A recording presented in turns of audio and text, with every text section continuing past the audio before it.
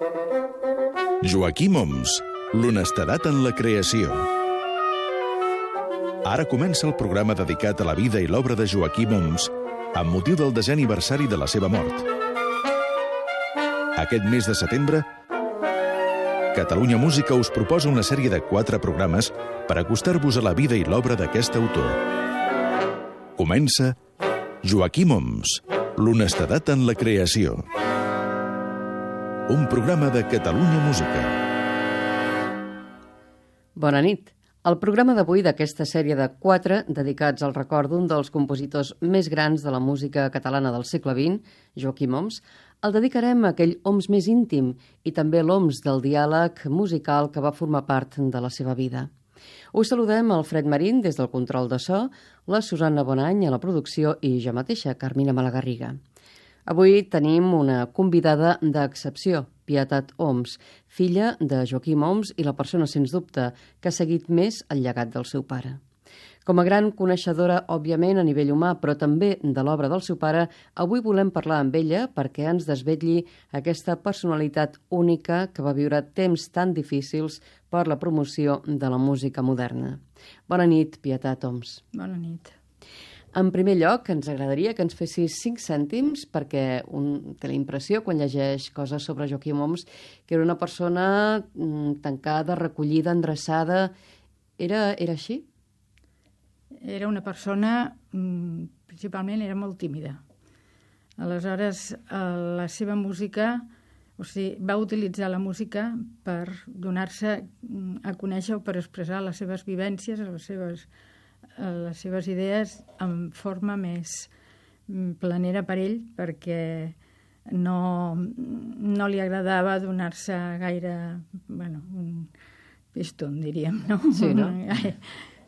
Bombo, com sigui, no? Ell parlava perquè principalment la música la va portar dins sempre, i si no va dedicar-s'hi és perquè els temps no ho permetien, i com també li agradava molt la ciència, la seva carrera va anar paral·lela, tant la de violoncel amb el batxillerat com la de música amb la de carrera d'enginyer industrial, amb la qual es va dedicar per sobreviure, no?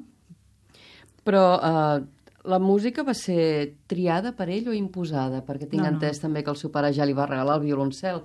Perquè va veure les seves dots, va veure la seva afició, el seu interès, i sí, als 8 anys li va regalar per Reis, va fer el regal d'un violoncel, però ell va fer tota la carrera amb les màximes notes, amb els excel·lents, i s'hi va dedicar un temps, però no li interessava la idea d'estar repetint sempre el mateix.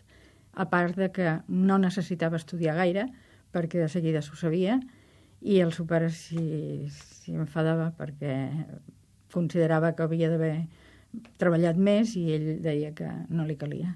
De tota manera, tinc la impressió que ell, el seu objectiu era més la composició que no pas creació, sí. la interpretació, no? Sí, perquè deixava sí. raconat el violoncel de vegades, allò que perquè ja s'ho sabia el que s'havia de saber. Més que el deixava raconat és perquè, com ja s'ho sabia, no li calia treballar-ho i avorrir-se amb allò, sinó que la deixava, aquest violoncel havia tingut un temps a casa de l'Eugènia Domènech, que havia sigut condeixeble de Gerard, i a vegades l'Eugènia Domènech tenia visites a casa seva o organitzava concerts i sempre cridava amb ell perquè hi anés. I llavors ja s'hi deixava el violoncel. I de gustos d'ell, música que no fos seva, quina escoltava a gust? Totes les millors, el Schubert, el Mozart, el Brahms, tot, a part després els més contemporanis, els més vanguardistes també, però els bàsics, aquests s'hi disfrutava. Fem una mica de repàs de la seva trajectòria, perquè sí que és veritat que fa aquesta doble dedicació de la música i de la seva feina oficial, diguéssim, la que li donava les garrofes, com és la d'enginyer. Quan a mi se'm fa difícil entendre quan tenia temps, perquè també dintre de CAMSA, que és on treballava, doncs suposo que devia invertir moltíssimes hores. Moltes. I Com s'ho feia per compondre? Ell mateix tampoc se'n feia creus. No sé com he pogut fer tanta música, però és que feia 2 viatges a Camsa diàries, perquè venia a dinar a casa, sempre, i em recollia a mi a l'escola.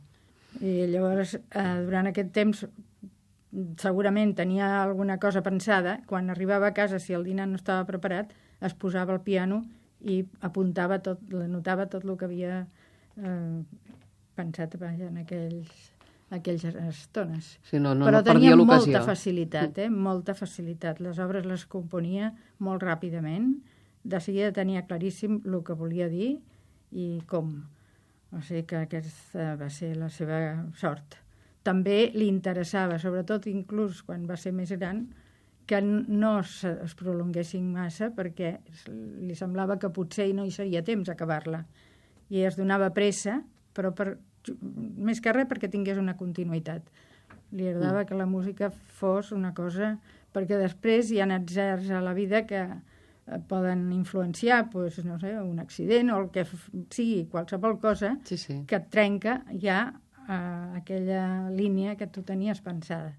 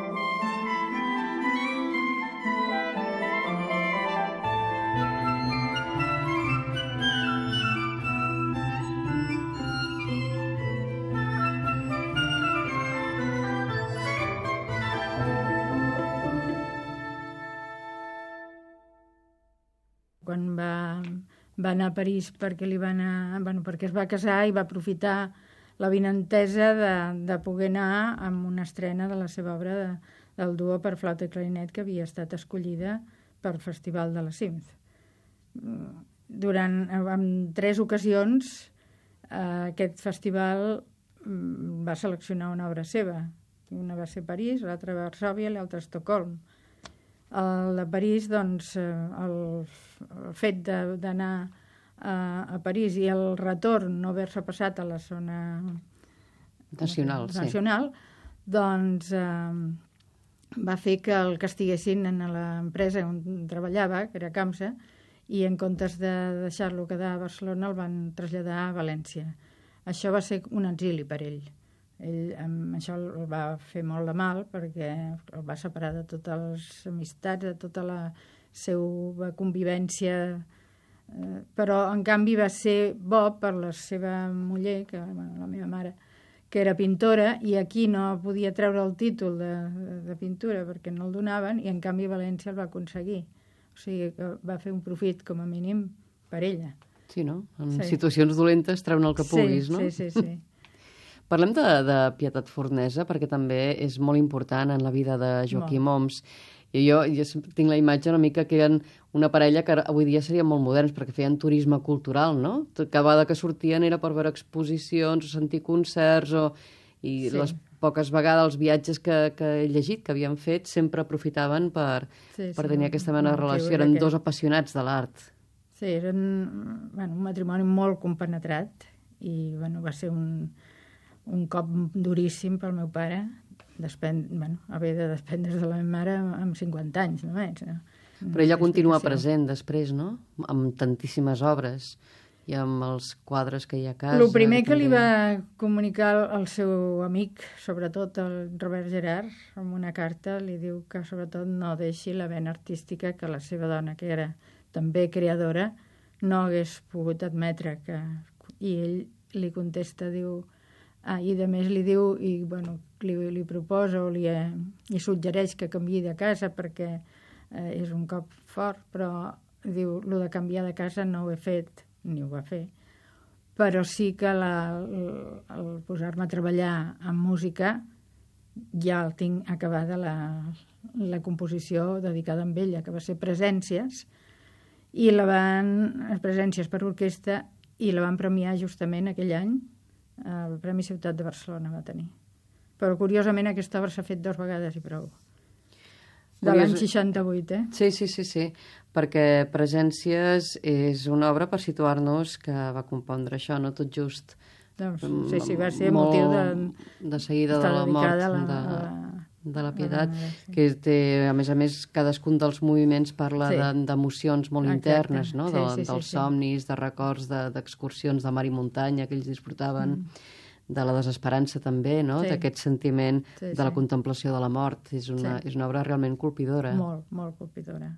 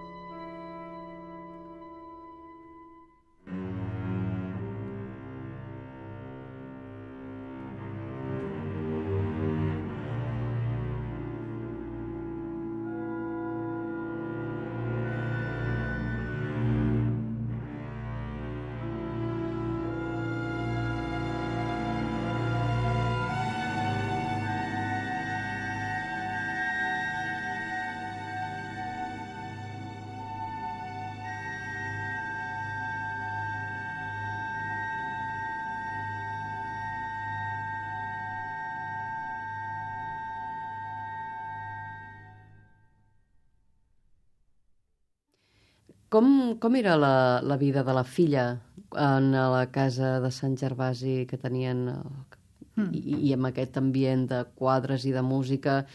Com es vivia l'art des d'aquestes dues perspectives? Com s'interrelacionava quina vessant et quedaves més aviat? Bueno, jo sempre em va agradar molt aquesta faceta de l'art i vaig acompanyar sempre el Club 49, per exemple, que feien aquestes conferències que el meu pare es va molestar en fer la tria d'obres per presentar i donar a conèixer a la gent tot això vocacionalment, sense cap retribució de cap mena, però perquè allí hi havia gent que després han estat reconegudes, no? Com el Tàpies o jo què sé, tanta gent. I va tenir molt interès perquè, esclar, era una persona que coneixia molt bé l'obra perquè se l'escoltava primer en disc i després, com tenia el seu talent, diguéssim, de compositor, sabia treure i sabia transmetre les vivències d'aquella obra. I la gent doncs, ho escoltava amb molta afició i molt d'interès. També van influir les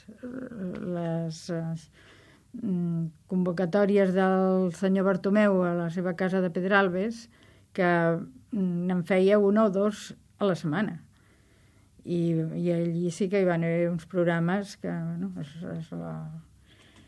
es van seguir moltíssim, i sort d'això perquè en aquell moment no es feien altres concerts en lloc que t'ajudessin. És veritat que va ser una època molt dura, no? I als anys 50 va començar-se a promocionar una mica per mitjans de I a més el Josep Bartomeu ho va sufragar tots els gastos. O sigui que els intèrprets van viure gràcies a ell, com aquell que diu, no? Iniciativa privada, això se'n diu, no? I et venien a portar el programa a casa, particularment, amb un xòfer que repartia els programes a tots els amics. Que devia costar, i a més que tampoc no era per lluïment propi, perquè de fet estaves donant a conèixer, en el cas del teu pare, no només la música d'ell, sinó també la d'un ventall de gent que anava creant. De totes les èpoques va fer, Sí. Va fer Monteverdi, va fer obres, va fer de tot. Sí. Parlem també del sentit de l'amistat, quan té aquestes obres dedicades a tantíssima gent. Com vivia l'amistat? Profundament. Per ell era molt important l'amistat, i va tenir per sort uns grans amics com aquest que hem citat, Gerard, no diguem el Robert Gerard, no diguem, el Joan Prats. També va tenir sort de tenir un amic a l'escola, no a l'escola sinó a la carrera, que va conèixer, i tota la vida van comunicar-se i es van poder explicar sentidament, congeniaven molt, que es deia Eusebi Casanelles, i fins a la seva mort van seguir assistint a concerts, assistint a exposicions. El meu pare no solament em venia a buscar a mi a l'escola, sinó que acompanyava la meva mare a sentir conferències a l'Institut Britànic o a l'Institut Francès. Vull dir, no sé com va poder fer tant de feina, tenint també que repartir el seu temps amb altres coses, no? El fet que visqués sortosament tants anys, clar, veia com tot el seu món, el món de la seva joventut anava desapareixent, no? Sí. Que tenia família, i família renovada, i nous amics, però la això va ser posterior, bastant posterior. Jo em vaig casar tard. O sigui que primer ho vam passar malament en aquest sentit, que ens van quedar molt... Clar, però estem parlant que, l'any 67 mor la teva mare. Sí, per això. I ara celebrem el 10è aniversari de la seva mort, és a dir, un període pràcticament 40 anys de soledat, diguéssim, i entremig, pèrdues diverses. I això li dona una certa ombra, de vegades, a la seva música, no? No dic ombra en el sentit pejoratiu, sinó al revés, no? De recolliment. Sempre. La seva música és molt expressiva, molt sentida. És el que ell vol exterioritzar, perquè ell s'emocionava segons si parlava de segons què, no podia tampoc expressar-se del tot sincerament, perquè era massa emotiu per ell, i llavors amb música ho deia tot. I la veritat és que quan un intèrpret sap trobar aquest missatge d'aquesta música, se n'enamora. Ara n'hi ha un que té ganes de col·laborar amb una exposició que es farà aviat a la Biblioteca de Catalunya, que total seran unes vitrines en les quals s'aportarà documents per demostrar l'amistat que van tenir ell i el mestre Robert Gerhard, i aquesta persona que coneix l'obra de Gerhard i la d'Oms m'ha demanat si podria col·laborar i participar. També he tingut la sort de que hi ha una persona molt vàlida, que és molt bon guitarrista, que està reconegut i que sempre està viatjant per tot arreu perquè està molt sol·licitat, que és l'Àlex Garrover, que en conèixer un parell de soliloquis del meu pare per guitarra es va interessar perquè va veure com tractava la guitarra, com un compositor que l'instrument seu no era la guitarra, sinó que era el violoncel, com havia pogut fer aquelles obres tan bé. Es va començar a endinsar i està escrivint una tesi que sortirà el 2014 sobre Joaquim Oms. I ara, tot just fa, no sé, l'abril, em sembla que va fer una conferència també a la biblioteca que es deia Joaquim Oms, un romàntic dins un món modern. I va ser preciós, la gent va disfrutar perquè també és allò, ell ha connectat amb l'obra i ha connectat amb les vivències, ha connectat amb la manera de ser, s'ha llegit tot el que llegia el meu pare, ha volgut endinsar-se de ple. De tota manera, sí que és veritat que per molta gent la música de Joaquim Oms resulta difícil. És un món que hi has d'entrar i no tothom té el valor d'entrar-hi o les ganes d'entrar-hi, això és cert, és així, però el que sí que és veritat és que ell crec que havia llegit en algun moment que ell s'encaixava de la deixadesa de l'oient amb la música fàcil, no? Que deia que implica, és una música que implica l'oient, és a dir, que no deixa que la música rellisqui, no? La música ha de penetrar gairebé, hi ha un acte evolutiu per part de l'oient d'escoltar aquella música, no? Sí, el que no es pot fer amb música d'aquesta mena és treballar o distreure't amb altres coses i no estar pendent. Clar. Si tu et deixes anar i ho vas entenent. Clar. Això si comença l'intèrpret, perquè és clar, el compositor la pega que té és que no pot fer tot, o sigui, una música de piano o de violoncel potser la podria fer sol, però quan té obres per orquestra o per conjunts instrumentals, clar, és evident que un sol no pot actuar. Llavors està a mercè del que els altres entenguin. Si els altres no entenen el que ha volgut dir, la música no s'assembla de res. Clar. Moltes vegades sortia decebut i deia, no, però és que aquest quartet o aquest conjunt són fabulosos. Bueno, seran tècnicament fabulosos, però no han entès res. Han apujat coses que han fet accents allà on no tocaven. Clar, la música de Bach, de Schubert, de tot, seria el mateix. Clar. Ell parlava de mantenir l'atenció sempre, no? Que l'oient estigui... Sí. Demanar un oient exigent no vol dir que sigui música difícil, és música exigent, que demana un... És un oient que té que haver-se format. No, de bones a primeres no et posis a escoltar gaire música aquesta perquè l'avorriràs. Però sí que pots anar-te a poc pues, escoltant i veient, i deixant-te influir i veuràs la realitat. I ell sempre deia que la música s'ha d'escoltar amb el cap i en tots els sentits, no només amb les orelles, sinó hi has de posar la ment que estigui amb ganes de rebre, no? Mm. Hem dit abans que hi ha moltes obres que fan referència al seu passat, però tu el recordes parlant del passat? És a dir, parlant de com era Robert Gerhard? Robert Gerhard havia estat a casa cada vegada que venia aquí. Clar. Es va exiliar, però l'any 48 va tornar per vacances a la Costa Brava, vam estar a Blanes, i va estar passant 15 dies o 3 setmanes, no sé quan, amb nosaltres a Blanes convivint. I en altres ocasions igualment, no? Fins que justament van venir l'últim any, pocs dies després de la mort de la meva mare, que no ho sabien que estava tan greu. Sabien que estava malament, però no es pensaven que estava tan sumament greu. Sí, no, i a més tenien molt bona relació, matrimonis, tant d'un de l'altre, sí, van ser una parella, el Gerard i la Poldi, també, que van ser, un per l'altre, van ajudar, van entendre molt, molt bé.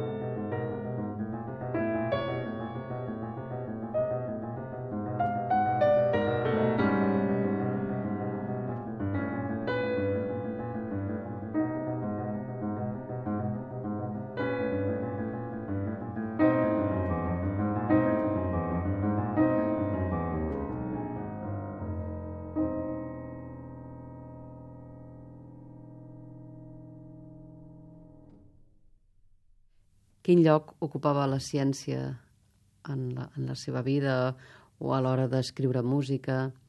És a dir, s'entén un enginyer sense la música, en el cas del seu pare, evidentment, o un músic sense la carrera d'enginyer? Tot el que aprens o tot les teves...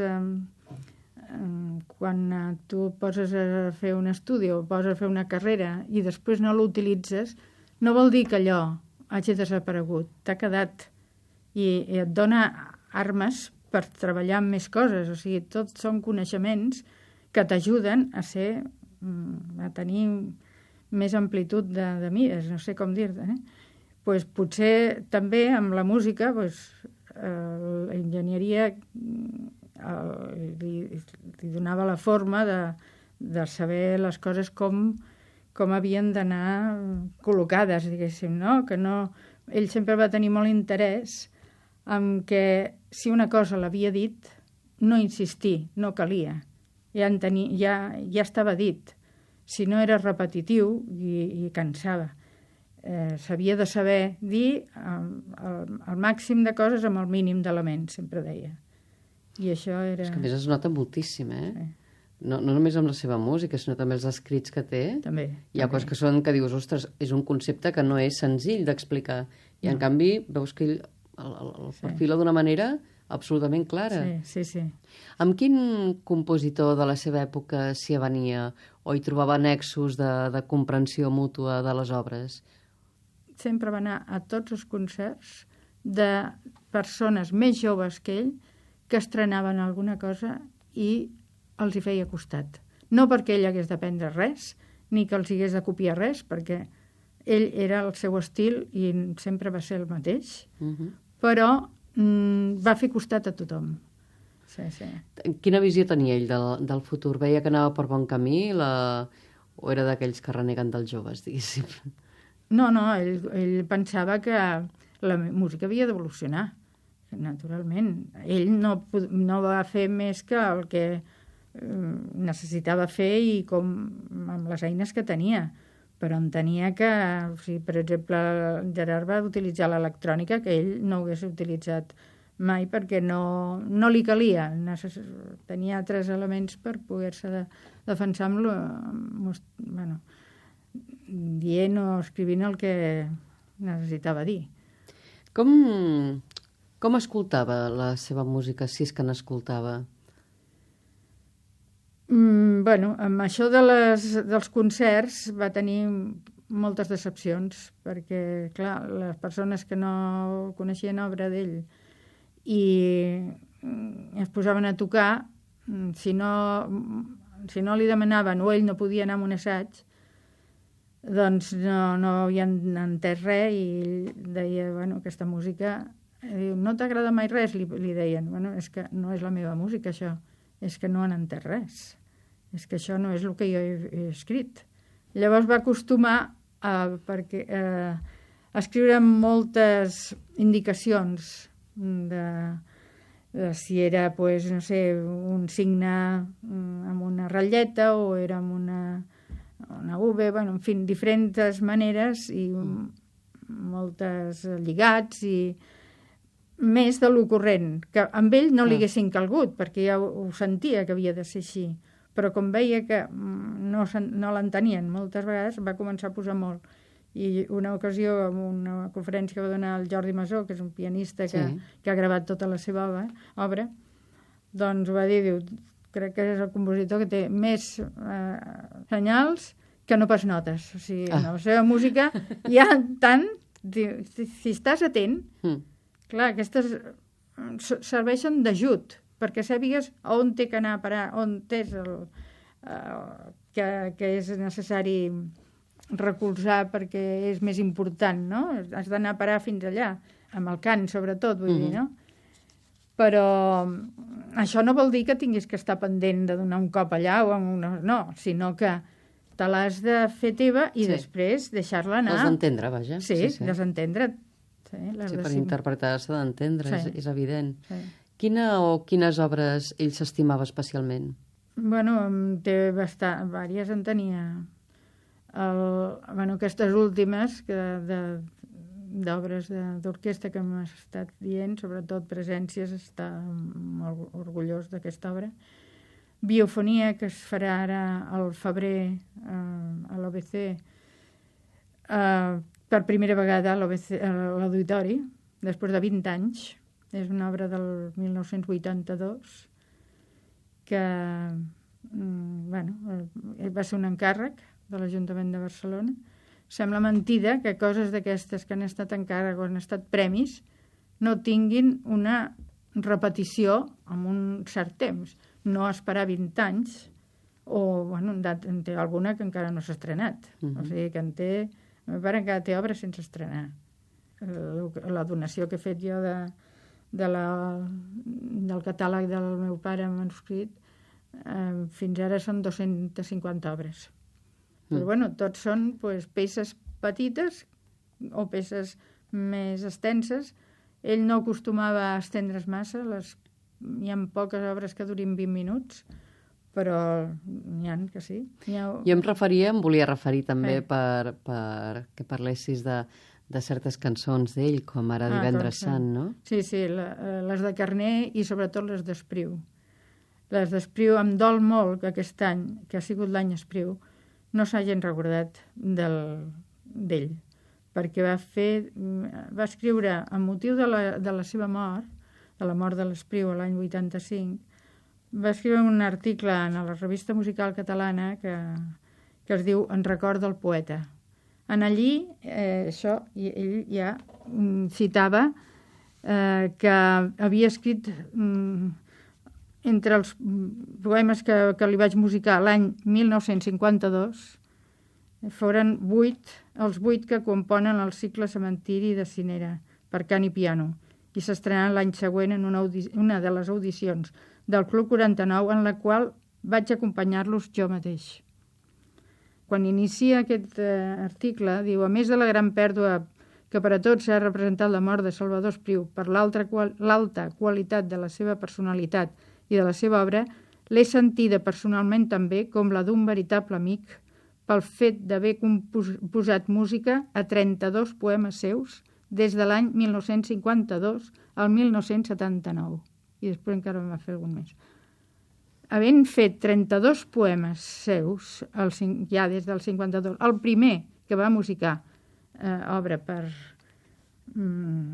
d'Espriu, inclús abans que el Raimon, que era jove, i inclús abans que el Manuel Valls i el Bonet, que també van fer-ne, que van ser més posteriors, doncs, clar, hi ha quantitat d'obra dedicada a l'Espriu. No permetia que s'oblidessin d'esmentar que ell havia musicat molta obra d'Espriu. De tota manera, sí que és veritat que la poesia en general va formar part de la seva persona, no? Sí. Ell li agradava moltíssim llegir poesia.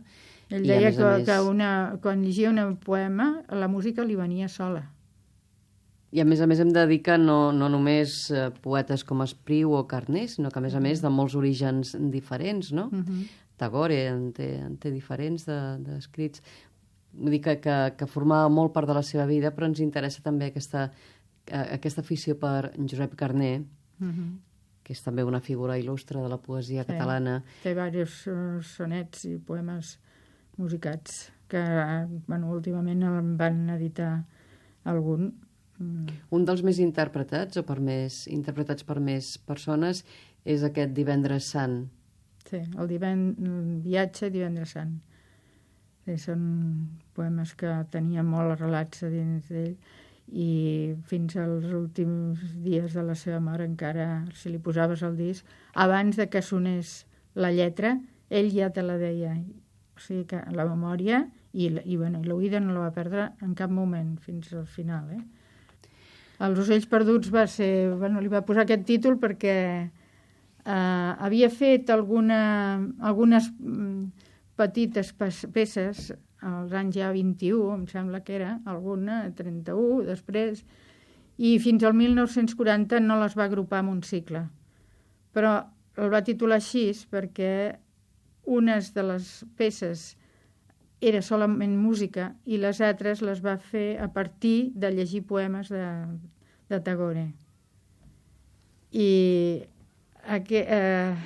va adoptar les que no tenien lletra, va buscar poemes que poguessin anar amb aquella...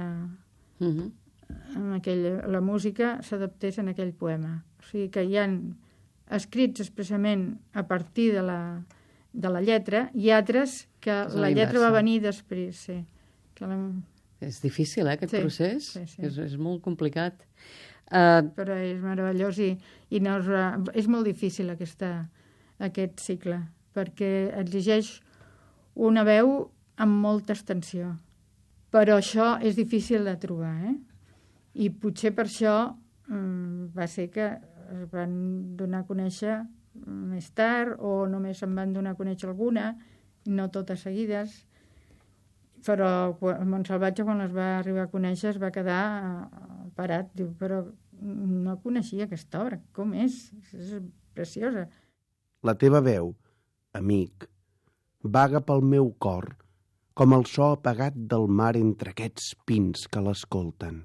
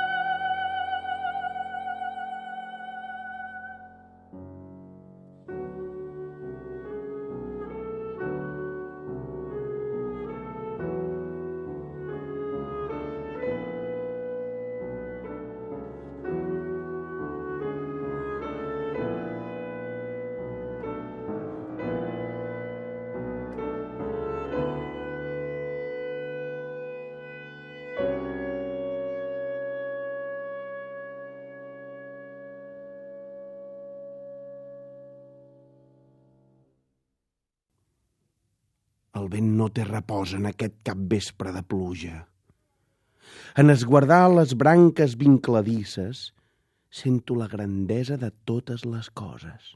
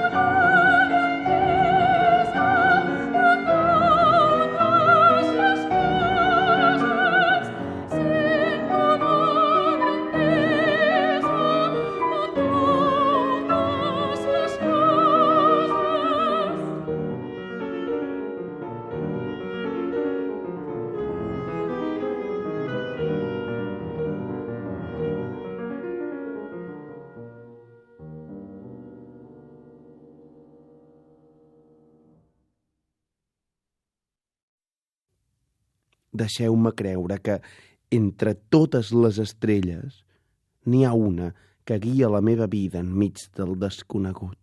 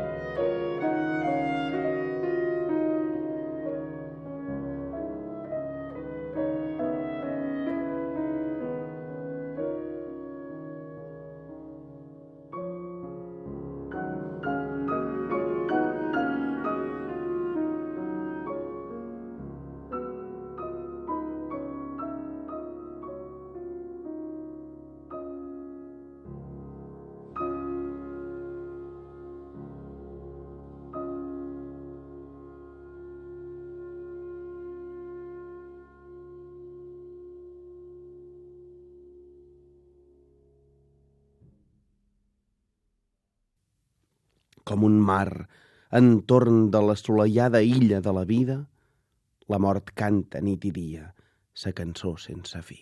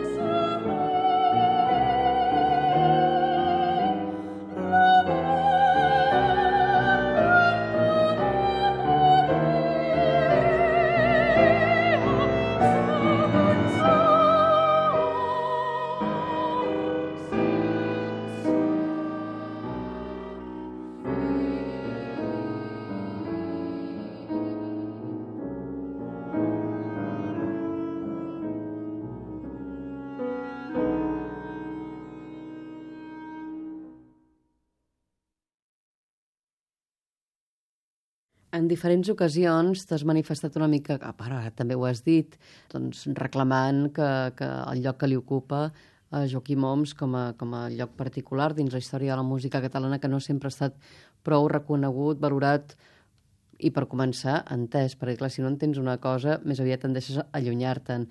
Però això de mica en mica s'ha anat reconciliant. Recordo que deia que hi havia obres seves que feia com 40 anys que les havia escrites, s'estrenaven en aquell moment, o que encara fins i tot segur que no s'han estrenat, no? Sí. Encara hi deu haver. Hi ha un homenatge a Webern, que és la primera obra per orquestra que va fer, no s'ha estrenat. I com aquests, doncs, diferents casos. Creus que de mica en mica les institucions es van reconciliant o el van posant al seu lloc a Joaquim Oms, o encara queda molt per fer? Quan va ser en vida, doncs van fer el que van poder, perquè en aquella època tampoc ell no va agafar un boom de subvencions ni res. Llavors, és veritat que ell mai va anar darrere de ningú per demanar cap premi ni cap medalla ni res. Tot li va caure del cel. Es va quedar, quan el van designar per ingressar a l'acadèmia, ell es va quedar sorprès i content de veure que algú se'n recordava d'ell i que es mereixia. Però totes les coses van ser així. La medalla d'or de la ciutat o la medalla que li va donar el propi rei de la medalla d'oro del mèrit artístico, també ell no va anar a demanar res, ni sabia, com aquell que diu que existís. Sí que en sabia, però no va pensar mai que li vindrien a donar amb ell, o sigui, que el triarien amb ell. Aquest any fa 10 anys de la mort de Joaquim Oms. Aquí a Catalunya Música se li dedica una sèrie de 4 programes. Hi ha algun acte més en el record del teu pare? Aquest que he dit ara fa poc, relacionat amb la Biblioteca de Catalunya, que es farà una exposició el mes d'octubre, el 14 d'octubre s'inicia i durarà fins al 30 de novembre, i es titula Oms, la veu de Gerard, perquè es vol mostrar tota la feina que va fer el meu pare per intentar donar a conèixer l'obra del seu mestre i amic, sobretot amic, perquè mestre ho va ser fins a cert punt al principi, però de seguida van congeniar tant que tota la correspondència també està a la Biblioteca de Catalunya, està en català, però estem tramitant la manera de traduir-la a l'anglès perquè es divulgui. És realment lloable tot l'aspecte aquest que portes de mantenir la memòria, d'estar al cas de les edicions, això ha de ser realment feina feixuga, no? Sí, lo de les edicions és feixuga perquè ara no s'entén com s'escapen moltes vegades tants errors. I a vegades no és solament 2 vegades, sinó 3 i 4 que has d'estar. Tampoc ha estat culpa dels editors, sinó perquè el meu pare durant un temps, als 70 anys, escrivia perfecte, claríssim, i no hi ha problema, però quan ja va ser més gran, que tenia la vista malament, que no tenia, només disposava d'un ull i encara malament, doncs, esclar, la grafia era difícil. I si ho donava un copista no li feien bé i tampoc s'ho podia acabar de corregir. Ara n'acabo de corregir una, que es diu Memoralia, que em sembla que és l'última obra que va escriure. Tant Memoralia com Biofonia volen dir, són noms inventats, però és una biografia en so. I tens constància si s'interpreta alguna obra d'Oms a fora, a l'estranger? Tu n'estàs al cas? Jo tinc moltíssims àlbums recollits de tot el que s'arriba a fer, ho demano, però clar, hi ha coses que se m'escapen, perquè si no m'ho diuen, no... Clar, no pot endevinar gaire, no? Però, bueno, el meu pare era una persona que, clar, no donava l'abast de tot, i sí que els programes els anava recollint, i els tenia tots en un calaix. Jo quan m'hi vaig posar ho vaig ordenar tot per anys i m'hi vaig dedicar a partir que ell no va poder dedicar-s'hi més, perquè un creador mentre viu s'ho vol fer tot ell. Clar. El meu marit va morir, que és el Francesc Tabernabé, va morir fa 3 anys. Fins aleshores ell era impensable que jo em fiqués a ordenar res, perquè ja s'ho tenia ell ordenat a la seva manera i ningú vol que s'hi fiquis. Ara, un cop no hi ets, llavors la teva labor, si veus que pots fer alguna cosa, és el moment, perquè l'altra persona ja no podrà dir-te que ho vol d'una altra forma. Però clar, i a més no és una persona de fora, sinó que ets tu que saps com segurament la seva manera la meva carrera de música ha servit per poder-me dedicar més a això. Sí, no tenia dots com per ser concertista, però en canvi m'ha permès poder fer les correccions o, en fi... Jo m'he dedicat perquè penso que s'ho mereix, que s'ho mereixia, però, bueno... Sobradament. I que sempre havia treballat pels altres i mai havia treballat per ell. Ell feia la seva música, però no es preocupava de dir, escolta, he fet això, tal com... Bueno, si trobava algú i que li deia, ai, tens alguna cosa, llavors era contentíssim, li donava. Però ell anar al darrere... Pidolar, no. No, mai. Parlava molt amb els intèrprets? Dialogava molt abans d'una estrena o així, o no? No li donaven gaire marge aquí, per poder... Aquí tenen el temps molt limitat. A preu fet. Sí. Els ocells perduts li agrada moltíssim la música dedicada a Joan Prats, també, que té una... com es diu? És igual. Música per 11, no? Sí, és música per 11, sí. Acaba amb una cosa preciosa, un cant gregorià, que és meravellós.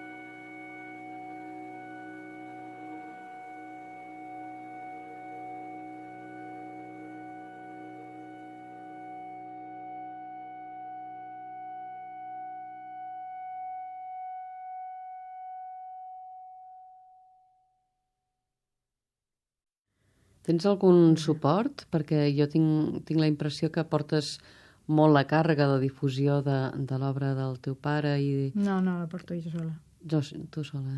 Déu-n'hi-do, Bueno, ja l'he viscut molt. Clar. No, això sí, només que res per això, per cos de control, Clar, això costa. Quan vaig iniciar, el meu marit era músic, compositor i crític musical, i vaig pensar, no sabràs mai fer posar-te amb tanta obra com hi ha aquí, però mica en mica resulta que ja me les vaig coneixent totes i sé de quins anys són i sé de quins instruments, no? Perquè les has treballat molt i, bueno, aquest catàleg que vaig fer, aquest llibre, de fet, és la veu del meu pare aquí. Jo només he fet que recollir i triar, no? Fer una tria de tot el que va arribar a fer, una mostra per donar a conèixer la seva labor. El temps del nostre programa crec que s'ha acabat. Agraïm moltíssim la presència de Pietat Homs, que ha tingut la gentilesa de venir a enriquir aspectes de la vida i de l'obra del seu pare. Li desitgem molta sort per la difusió de l'obra d'Homs i no acabarem sense el compromís que Catalunya Música, com ho ha anat fent fins ara, mantingui també el compromís de donar a conèixer aquesta obra. I no per cap sentit del deure, t'ho asseguro, sinó simplement perquè ens agrada la música de bona qualitat. Moltíssimes gràcies, Pietat Homs. Moltíssimes gràcies a vosaltres.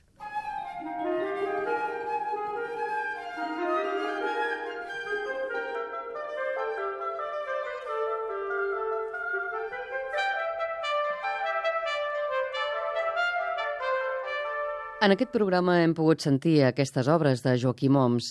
La primera, de les peces curtes de la suite Entre dues línies, amb l'Orquestra de Cambra de Granollers, dirigida per Francesc Guillén. També uns fragments de l'obra titulada Presències, amb l'Orquestra Simfònica de Barcelona i Nacional de Catalunya, dirigida per Juan José Olives. El díptic número 1, original per a clavicèmbal, transcrit al piano el 1976 i interpretat pel pianista Jordi Masó.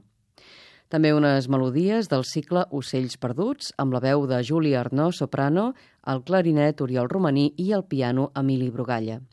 I també els fragments finals de la música per 11, a la memòria de Joan Prats, del 1971, amb el grup Enigma, orquestra de cambra de l'Auditori de Saragossa, sota la direcció de Juan José Olives.